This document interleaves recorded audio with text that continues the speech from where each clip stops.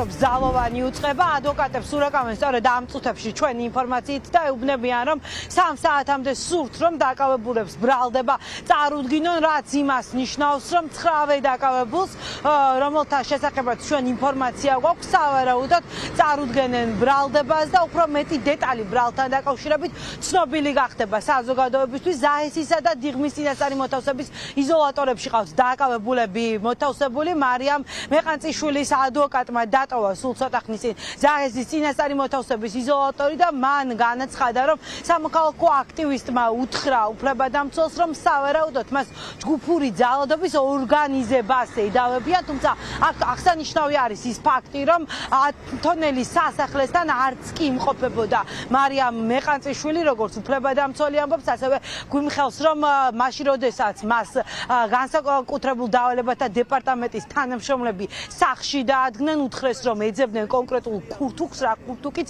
ეცვა 4 ოქტომბერს და ეს ქურთუკი ამოიღო სწორედ ძალოვანმა უწყებამ სამოქალაქო აქტივისტის სახლის ჩხრეკისას. დაიწყეს ჩხრეკით, ამოიღეს მისი კუთვნილი ქურთუკი, რომელიც თავად თავისინებით წარუდგინა სამართალმცავი ორგანოს წარმომადგენლებს. ეს ქურთუკი მას როგორც თვითონ განმარტავს 4 ოქტომბერს ეცვა, როგორც თვითონ მარიამს განუმარტეს დაკავებისას, უთხრეს, რომ ეს იყო 226 მუხლი, რაც გულისხმობს ჯგუფური ძალადობის ორგანიზებას. ეს არის სრულიად სხვა მუხლი, რაც განსხვავდება უკვე დაკავებული პირების, უკვე წაყენებული ბრალდების შესახებ დადგენილებით წაყენებული მუხლებისგან. ორგანიზებას ედავებიან. კი ბატონო, 4 ოქტომბერს საერთოდ არ იმყოფებოდა პრეზიდენტის სასახლის მიმდებარე ტერიტორიაზე, არ რაიმე კუთხით მონაწილეობა არ მიუღია. იყო აქციაზე, საპროტესტო აქციაზე, თუმცა უშუალოდ პრეზიდენტის სასახლის მიმდებარე ტერიტორიაზე არ ყოფილა. ის ორგანიზებაზე თუ საუბრობს, თუ აკეთებდა არა, საჯარო მოწოდებები თუ ქონდა.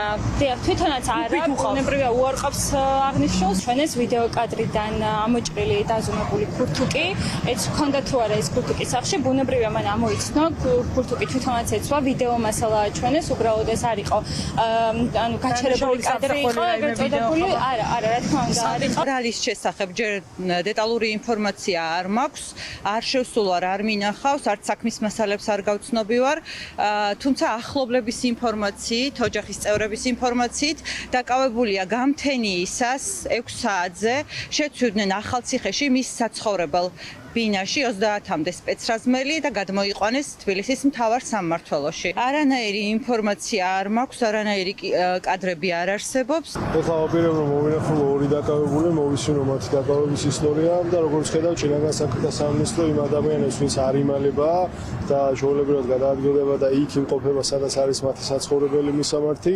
სპეცრაზმით აკავებს და ეს ყველაფერი ხდება მხოლოდ იმისთვის, რომ სამაგალითოდ ადამიანს მაგალითი აჩვენო, რომ მათ წინააღმდეგ წასვლა იწვევს იმას, რომ ვიღაც იარაღიანი შეიძლება შენთან სახლში შემოვარდეს და 4 წლის ბავშვს იარაღი დაადოს თავზე.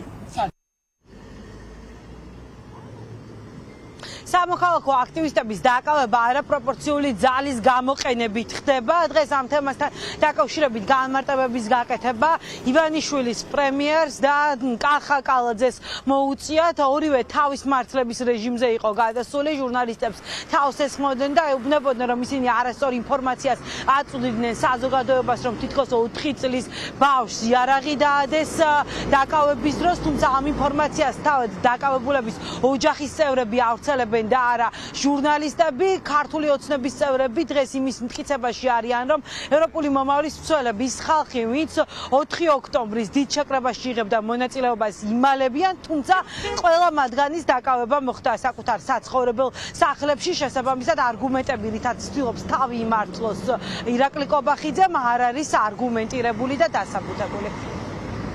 თქვენთვის ეს დაკავებების ფორმა როგორც ხდება ეს სპეცრაზმის შევარდნა, გუშინო 4 წლის ბავშვს თავზე დაადეს იარაღია. ეს როდემდე უნდა გაგრძელდეს ბატონო ირაკლი და რამდენი ადამიანი უნდა დააკავოს? თავად ამბობენ ოჯახის წევრები. 4 წლის ბავშვს თავზე დაადეს იარაღი, ეს არის სამარცხვინო ტყუილი. ბატონო ირაკლი, თავად ამბობენ ოჯახის წევრები ამას, მე არ ვამბობ ამას.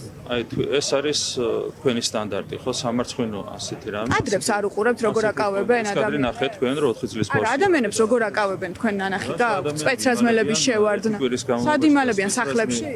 სპეცრაზმი ჭირდება, როდესაც ამდენი ხნის განმავლობაში იმალებიან ადამიანები, რა თქმა უნდა, სპეცრაზმის ჩართულობა არის საჭირო იმისათვის, რომ მოხდეს. გოგი ჩახუნაშვილი საკუთარ სახლში სპეცრაზმა რო აიყვანა, იმალებოდა. მინდა შეგახსენოთ ჩვენი გაფრთხილება. ჩვენ გავაფრთხილეთ ყველა. რომ იდენტიფიცირების საშუალებაც ჰქონდა მეტი და არავის არ შერჩებოდა ხელისუფლების დამხობის დელობაში მონაწილეობა, ხო? ყველა გავაფრთხილეთ.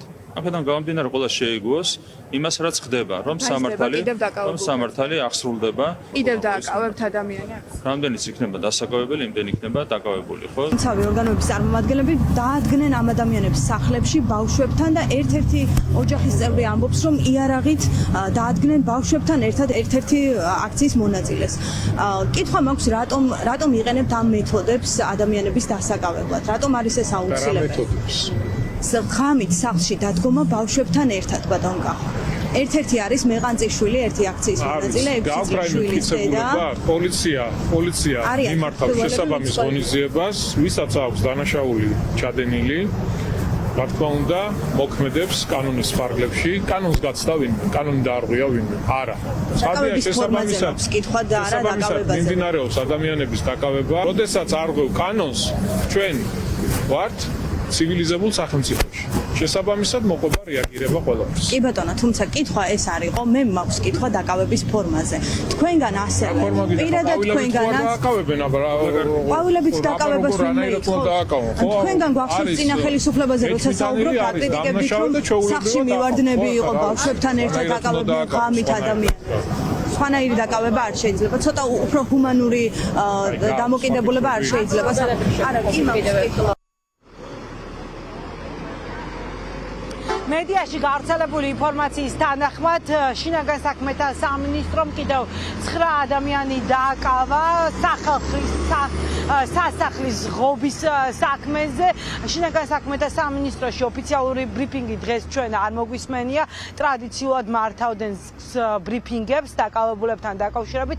სავარაუდოდ დღის განმავლობაში ჩაინიშნება ბრიფინგი და უფრო მეტი დეტალი გახდება ოფიციალურად ბრალთან დაკავშირებით. როგორც გითხარით, ადვოკატებს ეუბნებიან, რომ ბრალის წარდგენა დღესვე უნდა 3 საათამდე უთხრეს, რომ უნდა გამოცხადდნენ იზოლატორებში, რომ დაესწრონ ბრალის წარდგენის პროცედურას, რაც იმას ნიშნავს, რომ ჩქარობს საგამოძიებო უწყება, არ არის გამორიცხული, რომ პროცესები დღესვე ჩაატარონ დაკავებულების. პროცედურულად კი ბრალის წარდგენის შემდეგ 24 საათიანი ვადა აქვს სასამართლოს იმისთვის, რომ დაკავებულების აღკვეთ ღონისძიებასთან დაკავშირებით იმსჯელოს.